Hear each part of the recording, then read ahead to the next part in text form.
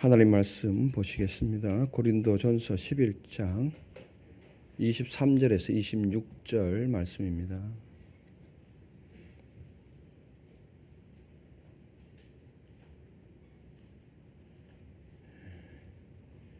교독하시겠습니다. 내가 너희에게 전한 것은 주께 받은 것이니 곧 주 예수께서 잡히시던 밤에 떡을 가지사 축사하시고 떼어 이르시되 이것은 너희를 위하는 내 몸이니 이것을 행하여 나를 기념하라 하시고 식후에 또한 그와 같이 잔을 가지시고 이르시되 이 잔은 내 피로 세운 새 언약이니 이것을 행하여 마실 때마다 나를 기념하라 하셨으니 너희가 이 떡을 먹으며 이 잔을 마실 때마다 주의 죽으심을 그가 오실 때까지 전하는 것이니라. 아멘. 저녁 찬양 예배 자리로 나오신 판교 성전과 또 가정에서 삶의 자리에서 참석하고 계신 성도님을 축복합니다. 예배를 소중히 여기고 예배의 자리를 더 가지려고 애쓰는 여러분에게 하나님의 도움의 손길이 더 뚜렷해지기를 소망합니다. 보배 인사 앞뒤 좌우 나누십시다. 권사님, 집사님 보배이십니다. 보배이십니다.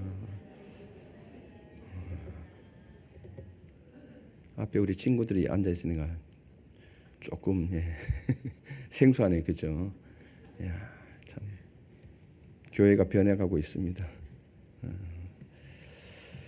지난주에는 주님의 식탁이 되어야 할, 그래서 한 몸을 이루어야 할 모임, 이 예배가 서로 갈라놓는 자기를 위한 자기만의 식탁이 되므로 유익보다는 오히려 해가 되는 모임이 되었다고, 예배가 되었다고 말하며 이 점에 대해서 내가 너희를 칭찬하지 않는다라고 했습니다. 고린도전서에서 나오는 이 식탁 또는 만찬, 이건 모두 오늘날 성찬과 같은 의미입니다. 우리가 먹는 이 식탁을 말하는 것이 아니라 진짜 성찬과 똑같은 의미입니다. 그때 당시는 식사 자리가 바로 교회의 식사 자리가 바로 성찬의 자리였던 거예요. 그 의미를 오늘 우리가 보실 텐데요. 오늘은 이어서 성찬, 주님의 식탁이 주는 원 의미를 통해서 무너진 주님의 식탁을 바로잡습니다. 이후로는 성찬으로 통일을 하겠습니다. 여러분들이 헷갈릴 것 같으셔서 여기에 대해서 오늘 생각해 보십시다. 의미에 대해서. 지난주에 제 아내가 카톡으로 사진을 한 장 보냈는데요. 설교 준비에 몰두하다 보니까 시간이 꽤 지났는데 답이 없으니까 전화가 왔더라고요. 사진을, 카톡으로 보낸 사진을 확인해 봤냐고. 못 봤죠. 그제서야 이제 사진을 확인해 보니까 자동차 계기판을 찍어서 보낸 거예요. 거기에 지금 경고등이 뜬 거죠. 차량 점검이 필요합니다. 그리고 위에는 이제 막 뭘 고치는 공구가, 이 스패너 모양의 공구가 딱 뜬 거예요. 그러니까 이 불안하잖아요. 차를 몰고 가다 갑자기 서면은 이게 불안하잖아요. 그러니까 이게 뭐냐고 묻는 거예요. 제가 그걸 어떻게 합니까? 우리 집은 집사람이나 제 자녀들이나 제가 모든 걸 다 하는 걸로 생각하고 있어요. 알지를 못하죠. 이게 무슨 의미인지. 근데 일단은 차량에 정비가 필요합니다 하고 이게 고치는 장비 모양이 떴으니까 이게 불안하잖아요. 자동차를 움직이는 사람 입장에서 봤을 때는. 그래서 서비스 센터 전화를 했죠. 전화를 해보니까 그냥 이제 키로수 단위로 그 일정 키로수가 지나면은 이제 정비하라고 하는 이 예고장이죠. 그냥 아무렇지도 않다는 거죠. 그 이제 쉽게 말하면 엔진 오일 교환할 시기가 이제 다 왔는 것 이걸 알리는 건데 그러면 계속 타도 괜찮겠네요. 그러니까 타도 상관은 없습니다. 지우는 방법 유튜브에 올라가 있으니까 치면은 나온다는 거예요. 그래서 이제 전화를 했죠. 그거 그냥 타도 되니까 안전하고 안심하게 타라고. 그리고 난 다음에 나중에 점검 받으면 된다고 그랬죠. 그러니까 왜냐하면 의미를 모르면은 사람이 불안해지잖아요. 근데 자동차에서는 그걸 주는 것이 그 의미를 알면은 우리에게 유익이 되는 거잖아요. 모든 것이 그렇거든요. 기계를 샀다면은 이 기계에 대한 의미를 알아야 되기 때문에 설명서를 꼼꼼히 잘 읽어봐야 됩니다. 설명서를 읽어보지 않고 어느 날 본인이 뭐 그래도 기계는 웬만한 게 뭐 기계가 뭐 거기서 거기지 하고 이제 풀었다가 눌렀는데 계속해서 눌렀는데 작동이 안 되는 거예요. 나중에 보니까 세척 모드를 눌린 거예요. 그림을 보니까 이게 비슷하잖아요. 그러니까 그 그림 모양으로 딱 눌렸는데 세척 모양인 거예요. 의미를 모르면 이렇게 된다는 거죠. 교회도 마찬가지입니다. 계획을 세우고 바쁘게 움직이는데 정작 우리가 왜 모였는지를 잊어버릴 때가 있거든요. 교회에서 또 모임을 하다가 회의를 진행하고 있는데 한참 회의를 하다가 우리가 왜 지금 회의를 하는지 잊어버린 거예요. 회의를 위한 회의를 진행하고 있는 거예요. 그게 이제 문제가 되는 거잖아요. 오늘 성찬의 의미, 성찬을 하지만 성찬을 우리가 왜 하는지 그 중심을 잡도록 오늘 본문은 안내하고 있습니다. 성찬은 한 번의 행사가 아니라 교회가 계속해서 복음의 중심으로 돌아오라고 하는 우리 주님의 손길입니다. 성찬은 많이 하면 할수록 좋은 거예요. 초대교회는 처음 교회는 이제 인원수가 몇 명 되지 않다 보니까 그 의미를 그대로 살려서 매 예배 시간마다 성찬을 했거든요. 예전에 우리가 신학교 다닐 때에 막 서로 이 부분에 대해서 토론을 하는데 나는 나중에 담임 목사가 되면은 제 이야기가 아닙니다. 우리 친구 동기의 이야기인데 매주마다 성찬을 할 거라고 거기에 막 꽂혀갖고 이제 이거 성찬의 의미를 바로 아니까 이제 거기에 의미가 이제 있어서 그 의미를 되살려서 초대 교회처럼 처음 교회처럼 성찬을 매주 할 거라고. 이 한국 교회 현실상 그 성찬이 매주 되나요? 그게 안 되죠. 저도 성찬을 자주 하면 좋은데 사실 자주 하면 좋은데 교회 형편과 여건이 안 되잖아요. 거기엔 또 수많은 손길이 또 따라와야 되고 성찬을 준비하고 또 정리하는 손길이 이게 보통 손길이 아니거든요. 그래서 이걸 뭐 다 하고 난 다음에 여러분들 그냥 넣는 거 닦아서 넣는 거 아닙니다. 뜨거운 물에 소독을 다 해서 다시 다 넣거든요. 그래 이런 일들을 계속하다 보니까 작년에 한 번 더 늘렸죠. 근데 그것도 미안하더라고요. 사실상 그렇게 수고하기 때문에 성찬은 그때 당시로는 매일 하는 겁니다. 사실 그게 그 의미를 되살리는 거죠. 그래서 이 성찬은 매일 이 복음의 중심으로 돌아올 수 있도록 만든 장치가 바로 이 성찬입니다. 주님의 손길이죠. 오늘 여기에 대해서 한번 묵상해 보십시다. 첫째, 성찬은 주인을 회복하는 자리입니다.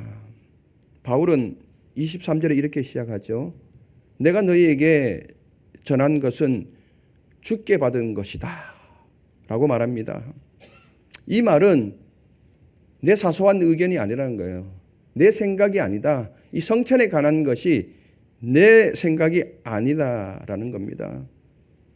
그리고 각자 교회 상황에 분위기에 맞춰서 적당히 조절할 수 있는 문제도 아니라는 겁니다. 고린도 교회를 집어서 지금 이야기를 하는 거죠. 성찬은 애초에 주님께서 제정하신 것인데 주님께서 왜 이 성찬을 제정하신 것인지 개인 취향이나 지역 모임의 간섭에서 비롯된 것이 아니다.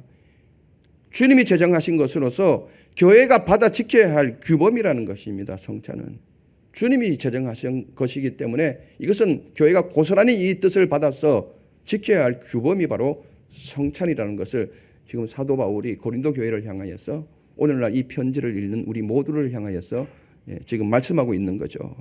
그런데 고린도 교회는 어떠했습니까? 11장 앞부분을 보면 지난주에 봤잖아요. 모일수록 유익이 아니라 해가 되어지고, 어떤 이는 배부르고, 어떤 이는 굶주리고, 어떤 이는 취하고, 이로 가난한 지체들은 무시 내지 부끄러움을 당하는 그 자리가 되었다. 성천의 원 의미가 훼손되었다라는 거죠. 한마디로 하나님이 제정해 주신 이 식탁이, 만찬이, 성찬이, 이 성찬의 주인이 주님이 아니라 자기 자신만을 위한 자기의 식탁이 되어버렸다. 개인의 식탁이 되어버렸다. 성찬의 의미가 퇴색된 것을 지금 말합니다. 각자 자기만을 위한 자기 만찬이 된 것을 고린도 교회를 향해서 지금 꼬집고 있는 것입니다.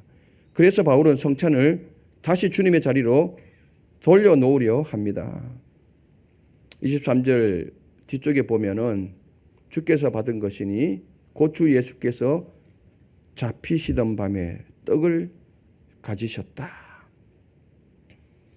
주님이 잡히시던 밤이 어떤 밤입니까? 한쪽에는 음모가 꾸며지는 밤 아닙니까? 그 처절한 어두운 밤, 배반이 선명하게 드러나는 그 밤을 지금 이야기하는 겁니다. 한쪽에서는 주님을 십자가에 내몰려고 음모를 꾸미고 배반을 일으키는 밤이었는데, 그런데 바로 그날 밤에 주님은 자기 몸을 내어주실 길을 선택하셨습니다. 교회가 식탁에서, 만찬에서 가난한 자를 무시하며 부끄럽게 하는 행위가 십자가의 성격과 정면으로 배치됨을 그림 언어로 보여준 겁니다. 예수님이 떡을 가지셨던 그 밤에 한쪽에서는 지금 배반을 일으키고 그런 자리였다. 그 성격이 지금 너희들의 성격과 지금 똑같다라는 거죠. 너희들의 모임의 성격과 똑같다라는 거죠. 그러면서 24절 축사하시고 떼어 이르시되 이것은 너희를 위하는 내 몸이니 이것을 행하여 나를 기념하라 하시고, 지금 이 말씀은 우리가 성찬을 할 때, 성찬 예식을 할 때 우리 늘 등장하는 말씀이 아닙니까? 그죠? 축사하시고, 원문을 보면은 감사하시고 라는 의미가 더 맞습니다. 원문 의미가 감사하시고로 시작되어집니다. 주님께서 잡히시던 밤에 떡을 가지시고 감사하시고 떼어, 성찬은 매번 우리가 성찬을 하잖아요. 성찬을 대할 때 감사가 먼저 나와야 되는 겁니다. 왜요? 성찬은 은혜에 대한 응답입니다. 그러므로 감사로 시작하는 것이 맞습니다. 바울은 성찬을 하나님께 감사로 받는 자리로 지금 방향을 지금 바꾸라는 겁니다. 성찬의 첫 동작부터 받는 자의 겸손과 은혜의 질서를 지금 회복시키고 있는 것입니다. 그리고 떼어, 감사하시고 떼어, 이 떼는 행위가 너희에게 유익이 되기 위해서, 서로에게 유익이 되기 위해서 떼는 자리이다. 떼어 주는 내 몸임을 지금 말하고 있죠. 이 말씀 속에는 고린도 교회의 행위와 배치되는 부분입니다. 주님이 떡을 뗀 행위는 서로에게 유익이 되기 위해서, 너와 나와 유익이 되기 위해서 이 떡을 떼는 것이다.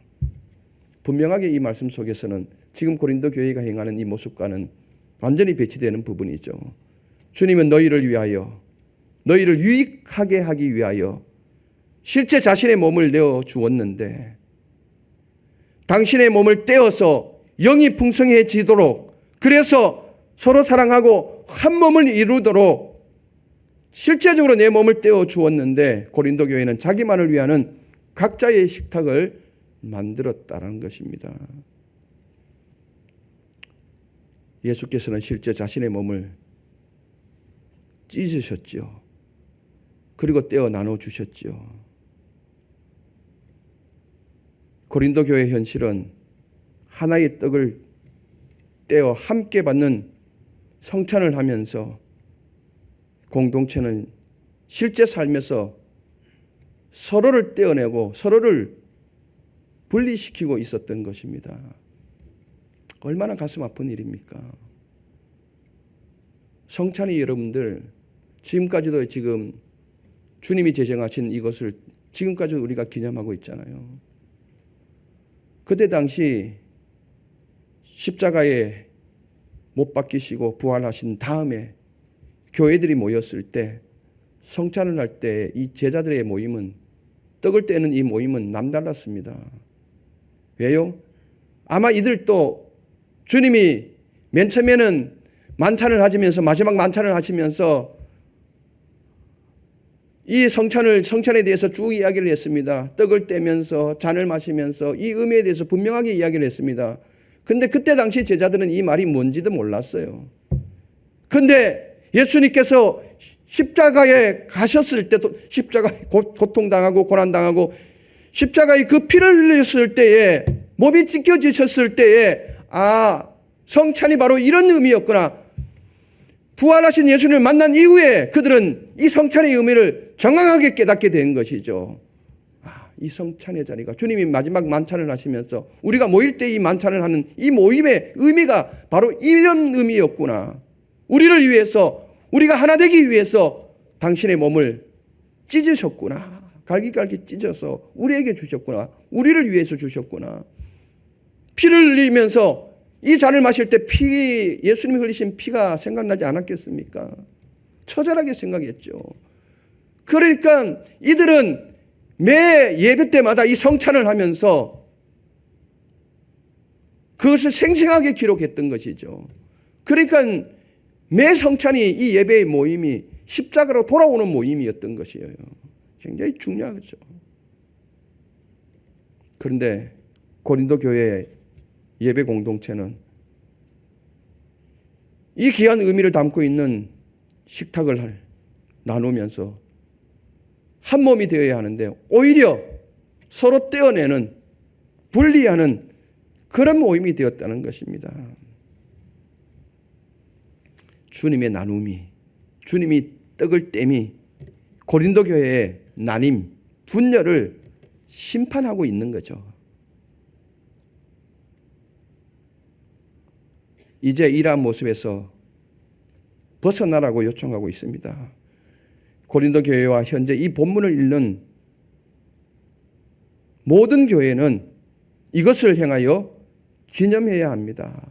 24절 마지막 하반절에 그렇게 이야기하잖아요. 축사하시고 떼어 이르시되 이것은 너희를 위하는 내 몸이니 이것을 향하여 나를 기념하라 하시고. 여기서 기념은 기억을 넘어서 정체성의 훈련입니다. 그 의미를 사는 것이 기념입니다. 여러분, 기념을 하는 이유가 뭡니까? 그 날입니까? 그날의 의미입니까? 저는 이제 결혼이 가장 바쁜 때, 교회에서 가장 바쁜 때 결혼을 해서 왜 그때 했는지는 모르겠습니다. 제가 사역자가 되리라고 생각했으면 그때 안 했을 겁니다. 전혀 사역자가 되리라 생각을 못 했는데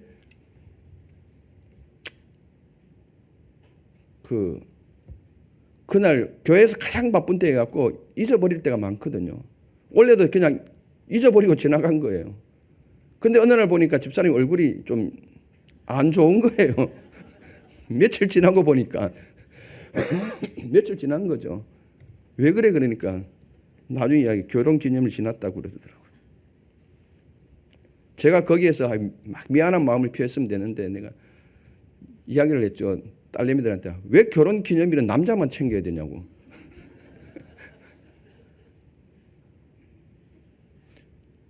왜 남자만 챙겨야 되는 거죠? 맞는 건가요, 그게? 예? 맞아요?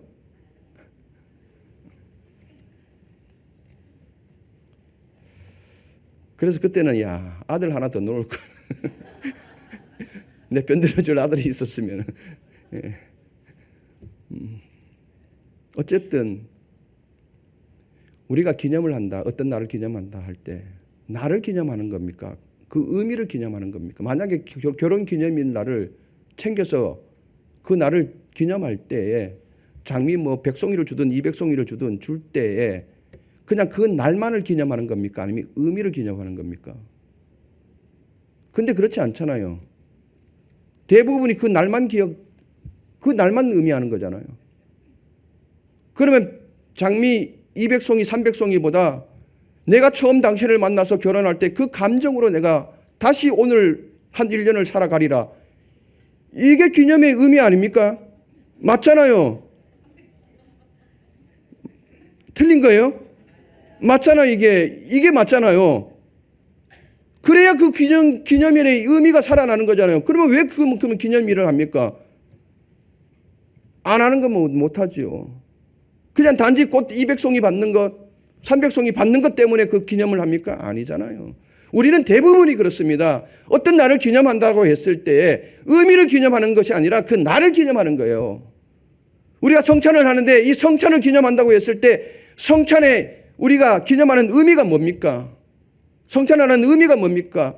그때 당시로 돌아가는 거예요. 우리가 직접 눈으로 보지 않았지만은 말씀으로 전해진 이 말씀의 언어가 있잖아요. 이걸 통해서 나를 위해서 지키신 주님의 몸, 나를 위신 주님의 피, 이걸 의미를 되살리는 것 아닙니까? 이게 성찬이. 그래서 한 몸이 되는 것이잖아요. 그런데 많은 부분에 있어서 우리는 의미보다는 나를 기념할 때가 훨씬 더 많다라는 거예요. 그래서 여기서 이것을 행하여 기념하라는 것은 과거를 그냥 회상하라는 말 정도가 아닙니다. 그 정신으로 살아내라는 말입니다. 이거는 그 의미를 살아내라는 거예요. 주님이 제정하신 성찬의 의미대로 살아내라는 주문인 것입니다. 주님의 방향으로 몸을 반복적으로 훈련시키라는 말이 바로 기념하라는 겁니다. 그러니까 성찬에 여러분들 성찬을 할 때 이제 다음부터 성찬을 할 때 이 성찬을 할 때는 내가 이 모습 이대로 주님이 제정하신 이 본뜻대로 살아내겠습니다라고 하는 의미가 강하게 작동되는 것이 성찬인 거예요. 그래서 성찬은 매주 하는 게 맞아요. 그거는. 근데 교회 형편상 오늘날 현대교회 형편상 그게 안 되니까 지금 못하는 거예요. 그렇지만 여러분들은 이 예배 자리에 섰을 때 성찬이 함께 공존된다는 것을 여러분들 꼭 기억하셔야 돼요. 실질적으로 성찬을 하지는 않지만은 매주 예배가 성찬의 모임이라는 것을 여러분들 기억하셔야 해요. 그리고 여러분들 어떤 날을 기념할 때도 마찬가지입니다. 결혼 기념일이다, 생일이다 기념할 때도 그 의미를 살려줘야 되죠. 의미를 살려주죠. 거기에 꽃 200송이 더 받치면 훨씬 더 좋잖아요. 25절 식후에 또한 그와 같이 잔을 가지시고 이르시되 이 잔은 내 피로 세운 새 언약이니 이것을 행하여 마실 때마다 나를 기념하라 하셨으니. 식후라는 말을 썼죠. 성찬이 그때 당시는 원래 실제 식사의 자리와 맞닿아 있다고 그랬죠. 그런데 이 고린도 교회의 이 식탁은 그냥 식사의 자리라는 의미로 지금 생각을 했던 거예요. 식후라는 말이 누가복음 22장 20절에도 나옵니다. 예수님께서 마지막 만찬을 제자들과 하잖아요. 그리고 난 다음에 떡을 떼어 주시면서 이제 먹고 난 다음에 누가복음 22장 20절에 저녁 먹은 후에라 이렇게 이야기를 합니다. 떡을 뗀 후를 누가복음에서는 저녁 식사 후에라는 말을 씁니다. 그러면은 그때 당시 성찬은 실제 식사 자리와 똑같다라는 겁니다. 이 식사의 자리가 사적인 배를 채우면서 공동체의 거룩한 식탁으로 되돌리라는 의미를 사용하기 위해서 식후라는 말을 넣었던 것이죠. 사적인 개인의 식탁의 자리가 아니다. 교회 모임 가운데 행해지는 이 식탁의 자리는 설사 배를 채우는 자리라 할지라도 이것은 거룩한 자리임을 지금 가르쳐주고 있는 것입니다. 그런 다음에 이 잔은 내 피로 세운 새 언약이니 자는 내 피 안에 있는 새 언약이다 라고 말씀합니다. 쉽게 말하면 속죄의 값이자 언약 공동체의 기초라는 의미를 담고 있습니다. 이는 예수 그리스도의 희생의 피를 통해서 확증된 것 아닙니까? 그러므로 성찬은 그리스도에 의해서 맺어진 새 언약의 은혜에 참여하도록 부르시는 표제입니다. 그래서 성찬이 매우 중요합니다. 그리스도의 속죄의 피에 참여함으로 축복의 잔이 바로 성찬인 것입니다. 이를 마실 때마다 기념하라 하셨으니, 마실 때마다 여기 깊은 의미가 있어요. 여기 마실 때마다라는 이 원문을 보면은 얼마나 자주 하든지 이런 의미가 있어요. 얼마나 자주 하든의 뜻을 담고 있는데, 즉 성찬의 의미가 정확하게만 나타난다면은, 성찬의 의미가 매 순간마다 나타난다면은 얼마든지 성찬은 자주 하라는 겁니다. 그냥 모일 때마다 하라는 겁니다. 성찬은 그 의미가 나타나게 된다면은, 성찬이 반복될 때마다 발생하는 영적 공동체의 의미가 살아나니까 얼마든지 좋다는 것입니다. 그렇잖아요. 이런 의미가 매일매일 예배 때마다 살아난다면은 성찬은 매일 가지는 게 중요한 거죠. 이 주일 낮 예배 때 우리가 모일 때마다 성찬을 하는 거예요. 이 의미가 살아난다면은 얼마든지 하라는 거죠. 그러므로 성찬은 주님이 다시 내 중심에 서는 것, 내 중심이 되셨음을 고백하는 자리가 성찬입니다. 성찬은 주님을 내 중심으로 모시는 자리가 바로 성찬이라는 거예요. 절대 잊어서는 안 됩니다. 둘째, 성찬은 주의 죽으심을 선포하는 자리입니다. 26절에서 바울은 성찬의 의미를 한 문장으로 풀어주고 있죠. 26절을 우리 같이 한번 읽어보실까요? 너희가 이 떡을 먹으며 이 잔을 마실 때마다 주의 죽으심을 그가 오실 때까지 전하는 것이니라. 아멘. 요약하면은 성찬은 주의 죽으심을 선포하는 자리라는 거예요. 여기서 성만찬은 세 가지 시간, 과거, 현재, 미래를 품고 있습니다. 과거, 현재, 미래. 과거는 바로 주님이 죽으심이라는 이 과거의 사건을 의미하죠.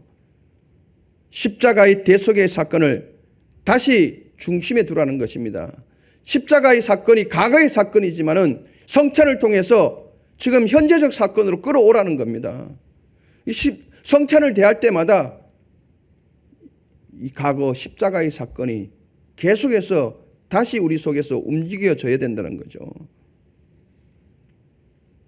이 사건을 늘 중심에 두라는 겁니다. 복음은 늘 십자가로 돌아오도록 만드는 것이죠. 성만찬은 과거를 포함하고 성만찬은 현재를 살아내는 실제의 삶을 의미합니다. 먹고 마실 때마다 현재를 품고 있잖아요. 반복해서 공동체를 한몸되게 빚는 예배가 바로 성찬이라는 겁니다. 손으로 받고 입으로 마시며 내 몸으로 복음을 받아들이는 고백이 바로 성찬이라는 거죠. 그래서 성만찬은 머리에서 가슴으로, 가슴에서 삶으로 내려보내 공동체가 십자가의 성격, 자기를 내어줌, 그리고 한몸됨을 살아내는 것. 성찬 공동체가 이걸 살아내는 것. 십자가의 성격이 뭡니까? 자기를 내어주고 한몸되게 하는 것 아닙니까? 이 성찬 공동체가 이것을 살아내는 것, 먹고 마실 때마다 기념, 바로 이 뜻을 담고 있죠. 이게 바로 현재 아닙니까? 현재적 삶 아닙니까? 또한 성찬은 재림을 지향하고 있죠. 그가 오실 때마다 성찬은 십자가와 재림 사이에서 교회를 깨어 있게 합니다. 앞날을 소망하게 하는 예식이 바로 성만찬입니다.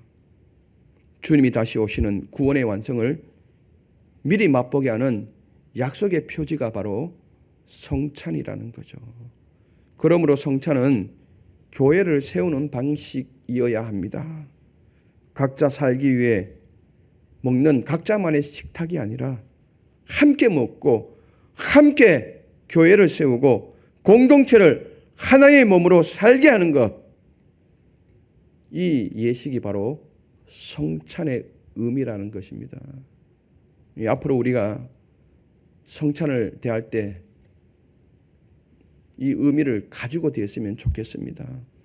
또한 26절 마지막 부분에 그가 오실 때까지 전하는 것이니라. 여기서 전하다는 교회가 공개적으로 선포한다라는 뜻입니다. 공적 공표를 의미합니다. 성찬 자체가, 그 행위 자체가 주의 죽으심을 선포한다고 말합니다.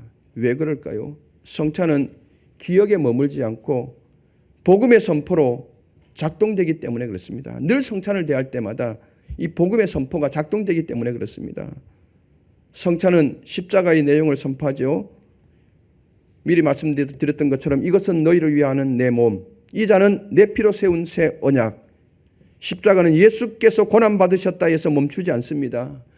주님은 우리를 살리러 오신 분입니다. 그러므로 성찬은 매번 우리에게 복음의 핵심을 다시 선포하는 것이죠.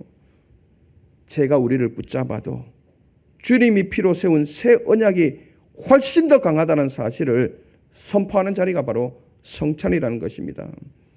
아무리 큰 죄가 있다라 할지라도 그 성찬이, 주님이 피로 세운 새 언약이 그것을 충분히 속죄하고도 남는다는 의미가 성찬에 포함되어져 있는 것입니다.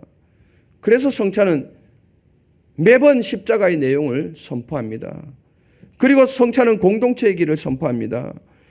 여기서 고린도 교회의 현실이 다시 떠오르게 되죠. 만일 교회가 떡과 잔을 떼면서, 떡과 잔을 받으면서 약한 자체를 밀어내거나 가난한 자체를 부끄럽게 하거나 서열을 정하고 끼리끼리 문화를 형성하고 서로를 기다리지 못하고 따로 떼어나고 분리한다면은 우리는 입으로는 주의 죽으심을 말하면서 실제적 삶에서는 십자가를 밀어내고 십자가를 부정하게 되는 것입니다.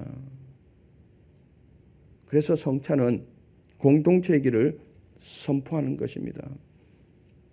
한 피 받아 한 몸 이룬, 우리가 찬송가도 그렇게 부르잖아요. 한 피 받아 한 몸 이룬 성찬의 자리가 공동체의 길인 것입니다. 그래서 절대 우리 교회는 끼리끼리 문화도 형성되면 안 됩니다. 갈등이 있어서도 안 됩니다. 그러면서 어떻게 주님의 성찬을 대합니까? 뒤에 이제 다음 주에 그 부분에 대해서 이야기를 합니다. 성찬은 공동체의 길을 선포하는 자리다. 십자가는 자기를 내어주는 그 자리 아닙니까? 나를 주장하기보다는 형제를 살리고 세우는 길이 바로 성찬의 길입니다. 내가 먼저가 아니라 함께의 길입니다. 성찬은 교회에서 복음을 말하는 것을 넘어 복음을 살아낼 것을 요청합니다. 그래서 여러분들, 우리가 1년에 4번 성찬을 하는데 4번 성찬에 할 때도 이 의미가 명확하게 되살아나야 되지만은 매주 드리는 이 예배가 성찬이라고 생각하시면 되는 거예요. 성찬을 단지 생략했기 때문에 그렇지 매주 예배가 바로 성찬인 것입니다. 그 의미로 여러분들 예배 자리에 임해야 합니다. 성찬은 한 번의 예식이 아니라 매번 우리를 복음으로 되돌리고 매번 우리를 공동체로 세우고 매번 우리를 재림의 소망으로 붙드는 주님의 은혜의 장치입니다. 오늘 저녁 주님은 우리에게 복잡한 것을 요구하지 않습니다. 간단합니다. 성찬이 선포하는 복음의 내용을 오늘의 삶으로 살아내라는 겁니다. 이게 주님이 우리에게 허락하신 성찬인 것입니다. 성찬의 주인을 회복할 수 있기를 바랍니다. 내가 주인이 아니라 주님이 주인이십니다. 주님을 내 삶의 중심으로 가져오십시오. 주의 죽으심을 선포하십시오. 이런 복음의 핵심을 선포하는 것입니다. 그리고 공동체의 길을 선포하십시오. 다시 오실 소망의 주님을 선포할 수 있기를 바랍니다. 그때까지 우리가 소망으로 버티는 힘이 바로 이 소망입니다. 주님은 반드시 오십니다. 우리 주님 다시 오신다네. 파루시아. 처음 교회가 늘 이거를 외치면서 예배를 마쳤다고 그러잖아요. 그게 소망이고 희망이었던 거죠. 우리 주님 반드시 다시 오신다네. 파루시아. 이제 우리의 예배가 복음으로 중심을 잡고 공동체와 서로를 세우고 소망으로 한 주를 살아내는 귀한 예배 될 수 있기를 바랍니다.